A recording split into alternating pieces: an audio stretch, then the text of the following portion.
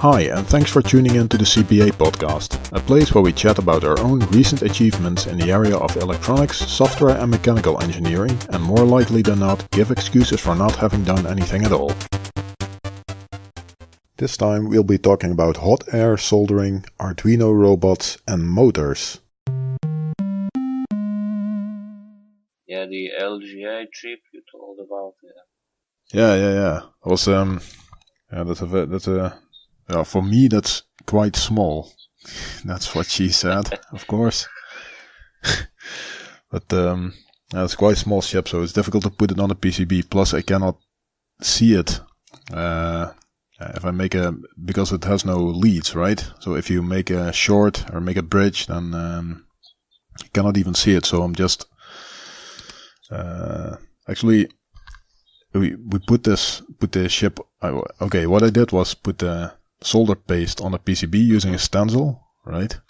So with a manual, put the stencil on it, then put the solder paste on it with a squeegee thing, and then put the part on it as good as I could, and put it in the oven, then took it out, and saw that it was not completely straight.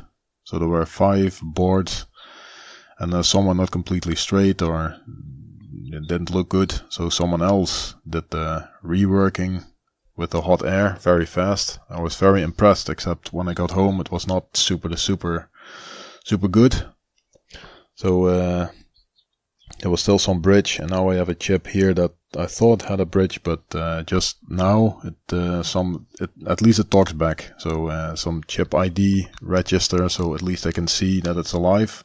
I'm always very happy if something talks back, and I know it didn't screw up completely. So you are unable to solder these by yourself, yeah? Yeah, that is quite difficult. I think I would also do it with the hot air station. Yeah. That's almost. I'm not very good at hot air soldering because, to be honest, I'm too scared that I break something, and that means that I do it much too slow. So I think officially you should do it maximum 3 degrees Celsius per second temperature rise when you heat it up. So if you do that, then it takes minutes to heat up a part, right? So and when I do that, and when I put flux on it, then after a minute or so the flux is completely dry, so it's dried out, so doesn't do much anymore. So what I saw the professional person do was do it really fast. Yeah. And in 1 minute remove a complete chip, and it seems to work very well. And just by eye, not under the microscope, just with a naked eye, and then look at it, and then they work quite well. So actually I want to be able to do that as well, but right now to be honest, I suck at hot air soldering. Yeah, it's all about practice. Yeah, probably. And also I think I shouldn't be too afraid to break something, because exactly. What I did some actually this is about work, but it's also it's not into details, just about soldering. So there was some QFN chips I had to rework a while ago. I think 3 boards and 3 chips, and the chip broke, so I had to, with the Ethernet chip, so I had to put that on, and that's really nice because you can, if you put it on if the solder's liquid, and you have the part on the PCB on the land area, you can actually poke it a little bit, and then it will spring back. It should align itself. Surface tension. That's right, exactly. So that's super cool. You can see it happen, and you can see if it's even or not. But this chip here is, for some reason, it doesn't want to do that very well. So it's just guessing if it's okay, and then looking with a microscope. It's probably too little solder in there. Yeah, I think that's it, yeah, because it's laying flat on the PCB, and actually what I would like to see is just a little bit hovering above the PCB, so like a BGA with solder balls, but I don't see that. That's completely flat, this one. The LGA chips have the big pad underneath the chip. Yeah, not this one. This is just 12. I'm happy about that. This is just 12. Light. Yep. Okay.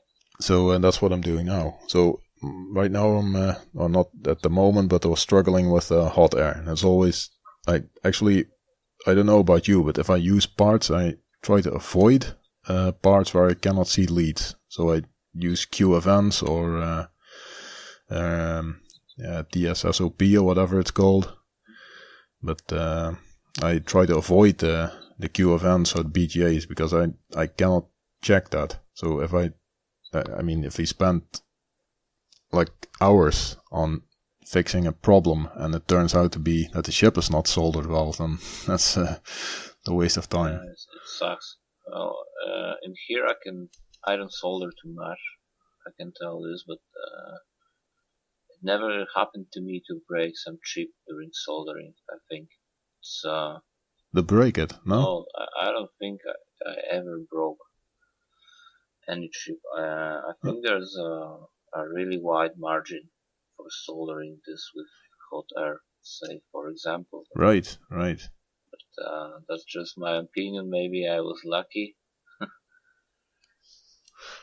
No, I think you're right. I think at least what I was doing here is much to... I think I told you last time, there were 3 boards, and the first chip took literally an hour or something like that to put it on. And then very, very slowly, and then it wasn't okay, and then try it again, and remove it, clean it again, blah, blah, blah, blah, blah. So it took an hour. Oh. And then afterwards I thought, screw it, we'll do it a little bit faster, then I was done in 10 minutes for 2 chips. So there was, maybe it's what you say, is just give a little more gas, and then just go. Also, I don't think I would play with soldering paste. I think I'd just put... maybe I would put soldering paste, but without the chip at first. Just make it liquid, make it dry on the pads. So if I have more or less flat surface on the PCB, I would just put a lot of flux on this, place the chip more or less where it should go, and put it all in the hot air. And I am like 95% sure I would make it stick in first go.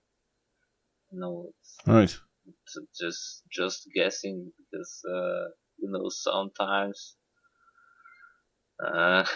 things go not too well. But yeah. Okay. You have a hot air station, right? It's just some cheap Chinese one, but it's working tip top for me. Yeah. Actually, I have a cheap Chinese one as well, but it's hot air, so what can go wrong, basically? If you know what temperature is coming out, then I think it's okay. Also, a nice trick for hobby guy for electronics is using the electrical grill station,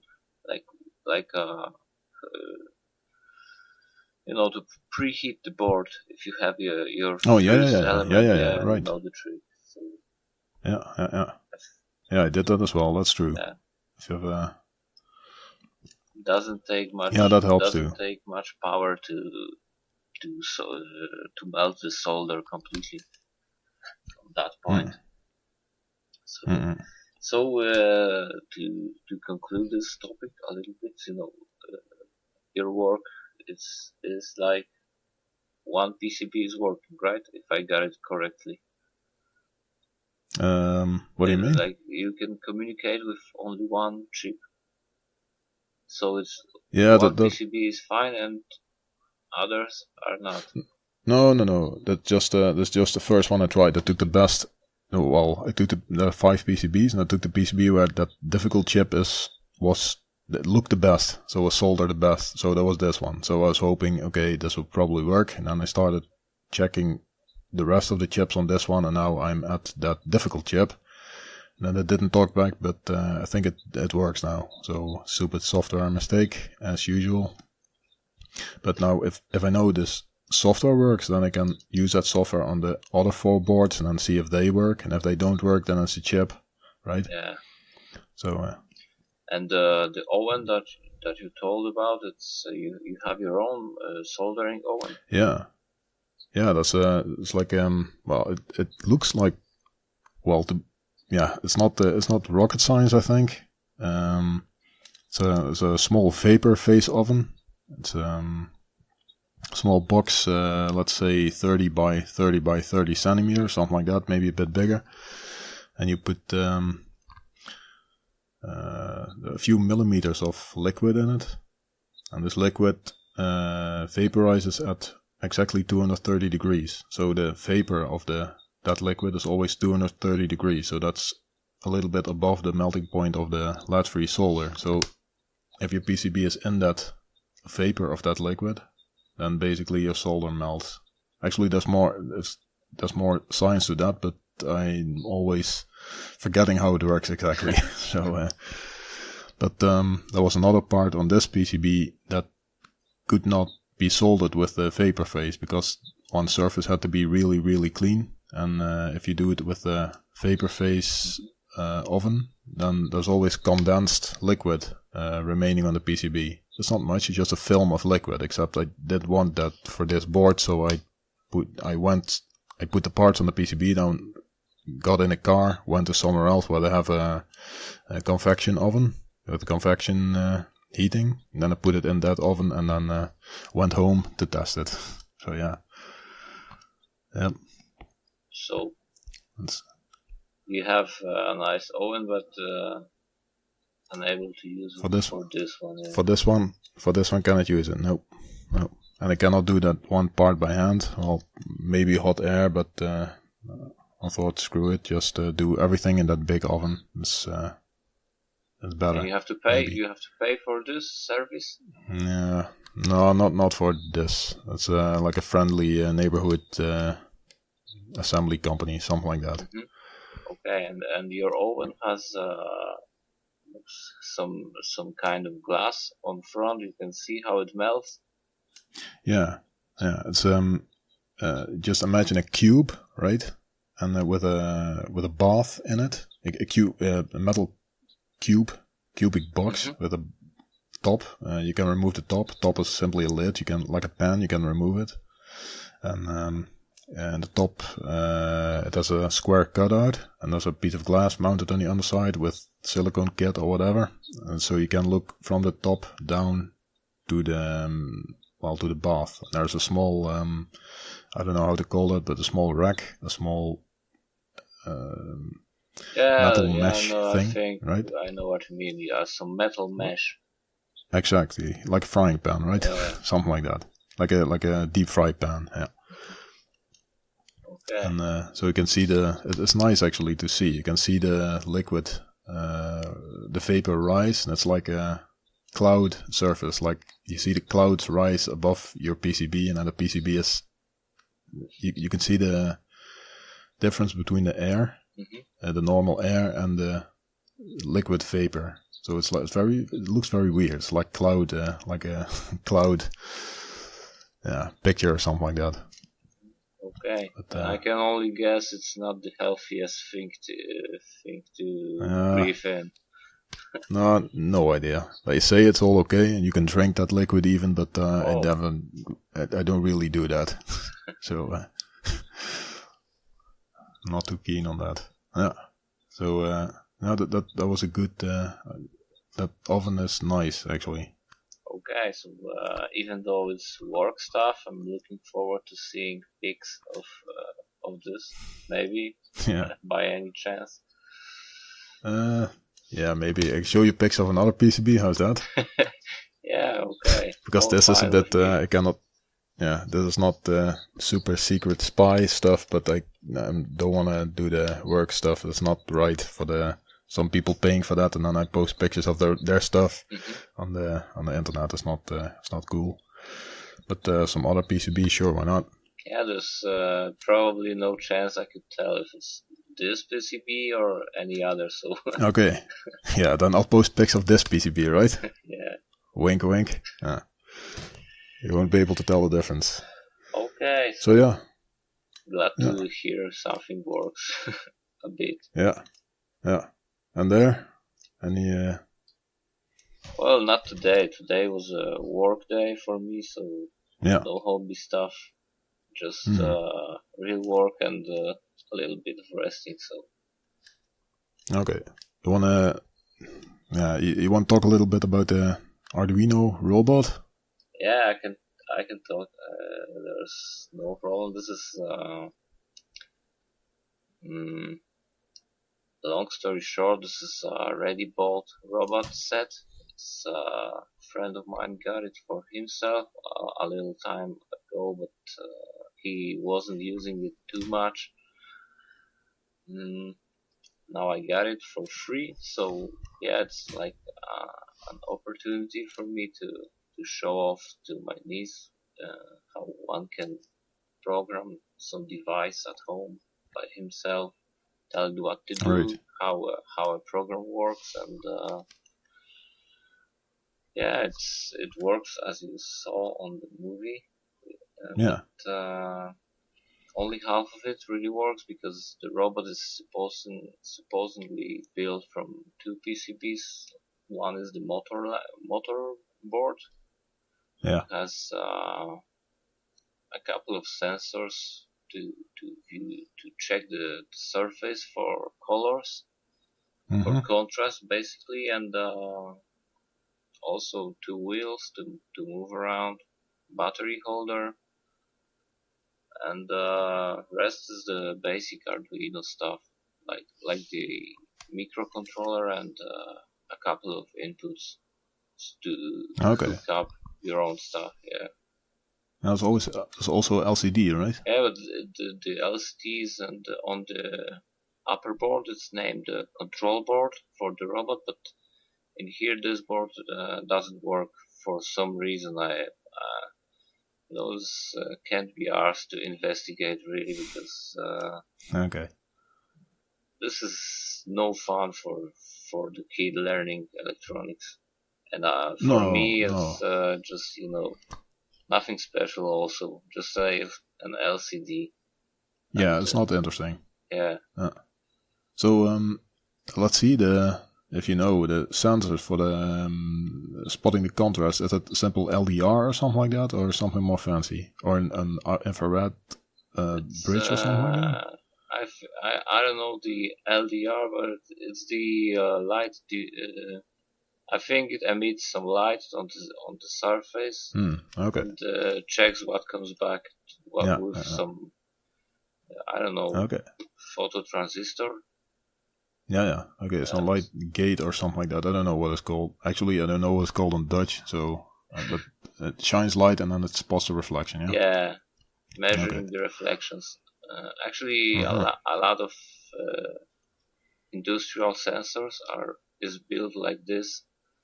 The optical ones, so you have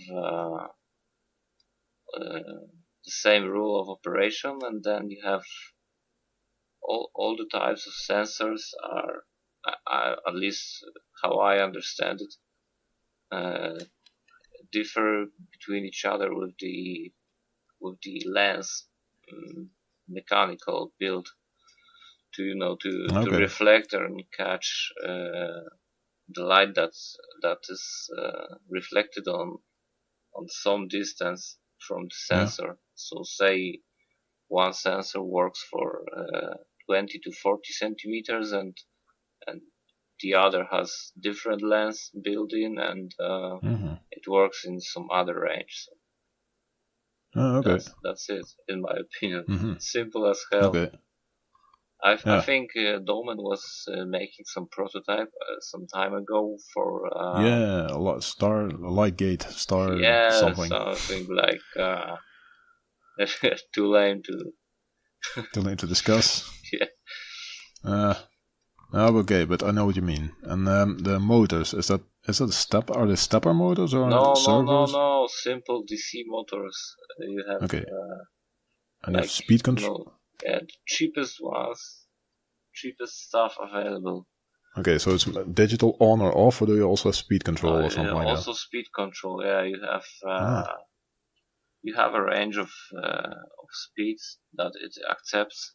So if you're using the standard Arduino library, you just have some ready method for it to fire up. It takes two arguments.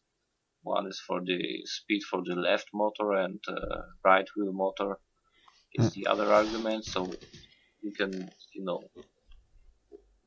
make one go to the front and the other to the back, so it's even possible to make it spin like a war tank.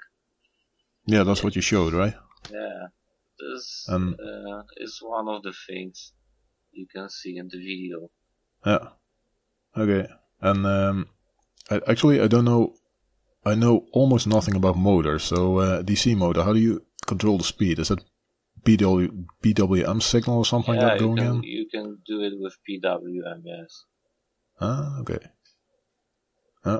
Nice. And batteries, I think there was 4 AAs or something like that. 4 AAs, 1.2 volts. Rechargeables here, actually. I don't know if it makes any difference. The board has also the battery charger built in, so if you hook up 5 volts to this board, you can charge your batteries. Yeah. Okay. In the board. So this is also a nice feature. Yeah. Yeah, I can imagine, just from USB or something like that. Yeah. Also the how you see the DC motor speed control, you can see it in your PC computer. It's most often these days you have 3 wires hooked up to the motherboard, so you have like a positive, negative supply, and third is the PWM control from motherboard. Okay, so the motor has drive electronics or something like that, or not? Or is it? Yeah, it has. I guess there's something like a transistor built in the motor control board, in the cooling fan itself. Just to limit the amount of power you have to switch on the like that, or any other stuff that you want to control it with. Okay, I know almost nothing about that, so I have to check it sometime. And yeah, okay, maybe. Yeah, and motors is interesting because I sometimes there's projects or stuff that I want to make involving motors, and I don't know what to do. I didn't even I know almost nothing. If it's not, I know almost nothing about motors. So I have a nice book here, but the book is not gonna read itself. So I have to read that sometime. Well, I think that just thinking about it for a moment, and the stuff that's around you will throw a lot of light on this, because I think in your car you have a cooling fan for the radiator, and this is also in some cars you have 2 fans for 2 speeds. In some you have different voltage control for the fan to give you 2 speeds, 2 working speeds with 1 fan. And the modern car has also 2 systems, but one of the modern car systems is PWM control, and you also control it with low current, high impedance input with PWM. So all of the power switching is within the motor controller, within the motor. So right, this gives you one travel path for the how things are developed these days, but the other one is if you take a desktop printer for paper printer, regular printer, and you check out what's inside with a few years old motors probably have stepper motors built in, but these days I bet if you buy some new desktop printer, you most likely you will get a DC motor and an encoder. Okay, right. So these are cheap these days. They're much cheaper than stepper motors. And cheap encoders are quite precise already. So I wonder how that works, because you have to. Well, okay, this is going a bit into detail, but you have to. You control the motor speed, and you can get the motor. Well, basically the motor speed or the motor rotation can back through the encoder. Except you also have to synchronize other stuff to the motor rotation. For example, it has to print, so that's a bit difficult. So you have to speed up or slow down your print head or whatever. Mm-hmm. So that's okay. Yeah, sounds difficult. Well, I don't know how much calculations you expect to have in a simple printer. It's 2 dimensions printer, so you have one axis to move. The other moves when the first axis is already moved, and then is what the printing head spits out. So if you have confirmation from the second axis, spit out something in here, so plop plop, and move to the another point. So this is still the first axis blocked and the other axis moves. So this is seems complicated, but I think this is the most simple linear control you can have around. Okay, I have to think about that a little bit. Mm-hmm. Yeah, so if it doesn't, okay, maybe, if it doesn't have to move the motor, if it's printing, then maybe it's easier, yeah. Yeah, it's like, spit something in some point. And okay. There's probably a lot of more science to that than it seems, but I think the general rule is very simple, so. Okay. Like everything. Yeah, another thing learned. So that was all for now. For more information, links and previous episodes, visit podcast.cba.si. Stay tuned, thanks for listening and goodbye. I think someone downloaded it even. So, yeah, and that's not Jan or Doman. Must have been your wife. That could be as well. Okay, well, mystery solved then. I think there was... it's not in the double-digit range yet, but yeah. Yeah, but at this stage you have to think who was the one who downloaded it. Yeah. Maybe suicidal guy then. Could be. Yeah, he's gone already. Yeah. So. Oh well.